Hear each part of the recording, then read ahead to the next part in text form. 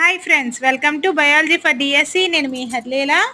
Friends, ఈ వీడియోలో మనం కార్బన్ మోనాక్సైడ్ గురించి డిస్కస్ చేద్దాం. కార్బన్ మోనాక్సైడ్ ప్రధానంగా సంపూర్తిగా మండించబడిన శిలాజ ఇంధనాల నుంచి ఉత్పత్తి అవుతుంది. ఫాజిల్ ఫ్యూయల్స్ నుంచి ఉత్పత్తి అవుతుంది. పెద్ద పెద్ద నగరాలు, పట్టణాలలో వాహనాలు కార్బన్ మోనాక్సైడ్ కాలుష్యానికి ముఖ్యమైన కారణం. వాహనాల నుంచి, ఫ్యాక్టరీల నుంచి వెలువడే పొగ, పవర్ ప్లాంట్స్ విడుదల చేసే ఉద్గారాలు, అడవులు తగలబడడం, వంట చెరుకు తగలబెట్టడం లాంటివి కూడా కార్బన్ మోనాక్సైడ్ కాలుష్యానికి కారణమవుతాయి.